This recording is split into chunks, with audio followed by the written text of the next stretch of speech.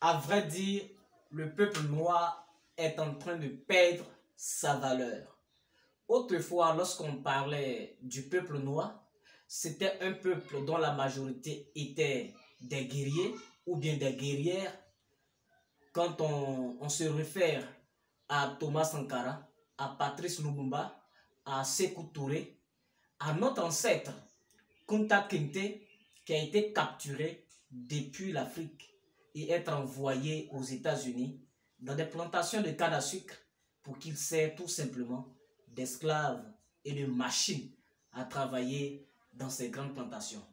Bonjour et bienvenue dans cette vidéo. Aujourd'hui, le peuple noir a perdu sa valeur.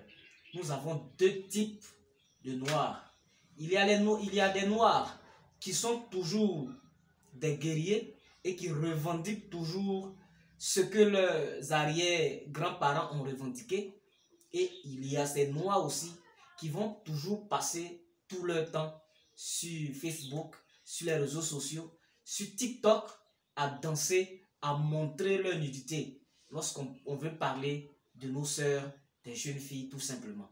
Oui, je pense que les noirs que nous sommes, nous devons nous asseoir et faire une introspection, nous poser des questions et de chercher à savoir comment est-ce que nos arrière-grands-parents vivaient.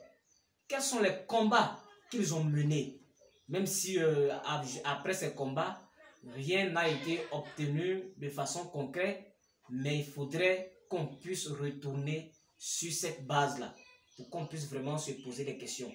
Parce qu'aujourd'hui, nous sommes abrutis par les réseaux sociaux, surtout la jeunesse africaine.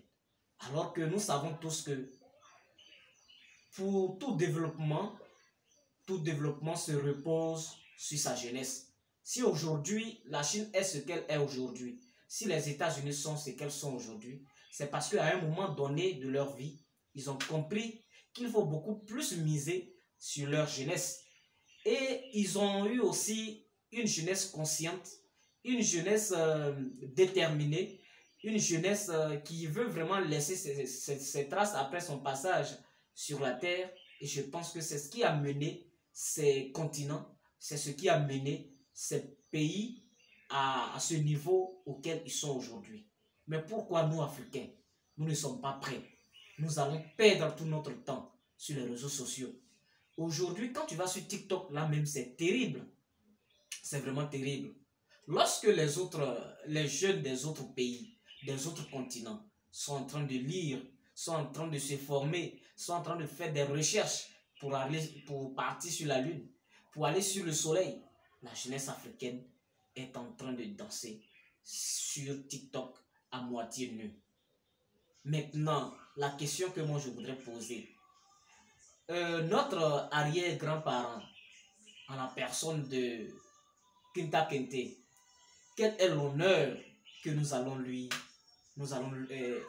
donner après tout ce qu'il a fait? Lorsqu'il a été capturé et envoyé aux États-Unis, mais lui, il savait que en Afrique, il était un être libre. Mais là-bas, il devrait avoir des maîtres qui devraient le battre et il devrait manger selon la décision de ses maîtres. Ce monsieur-là a vu que cela ne pouvait pas faire son affaire et décidant de revenir en Afrique, il a été recapturé et il a vu son pied coupé tout simplement. C'est vraiment terrible. Quand on regarde cette histoire, ça fait vraiment mal. Cela devrait nous interpeller en tant que jeunesse africaine pour nous dire que le combat que nos parents ont commencé, il faudrait que nous aussi nous puissions le continuer jusqu'à bord. Mais aujourd'hui, ce n'est pas du tout le cas. Ce n'est pas le cas. Aujourd'hui, quand tu vas sur les réseaux sociaux, mais c'est vraiment, à moins que tu sois quelqu'un qui sait ce que tu cherches dans ta vie. Sinon, si tu veux t'arrêter sur toutes les publications qui disent n'importe quoi, mais vraiment, ce n'est pas la peine. Vraiment, j'exhorte cette jeunesse africaine afin qu'on puisse vraiment continuer le combat que nos dévanciers ont commencé.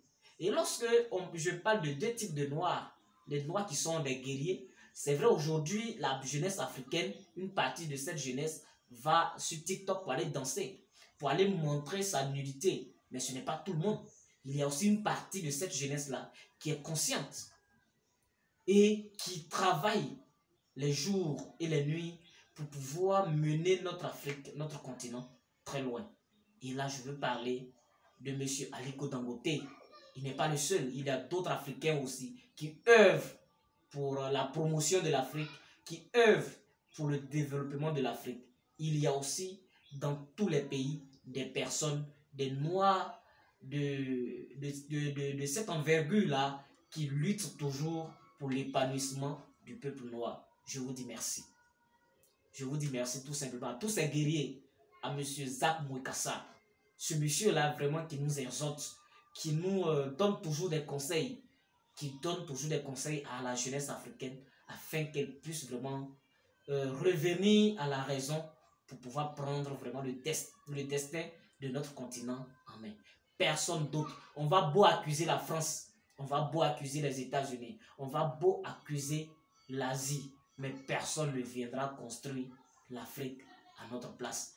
Le disait Tiken Jah. Il faudrait que l'Afrique, la jeunesse africaine, puisse faire la part des choses.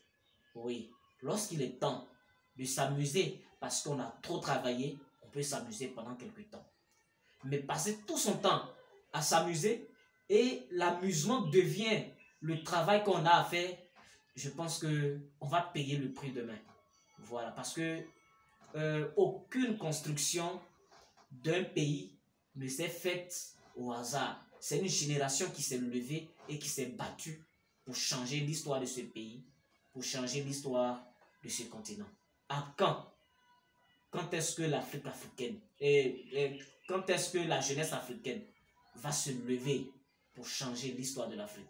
Merci à tous ceux-là qui combattent pour l'épanouissement de l'Afrique, qui combattent pour que l'Afrique puisse être libérée de façon financière, de façon économique.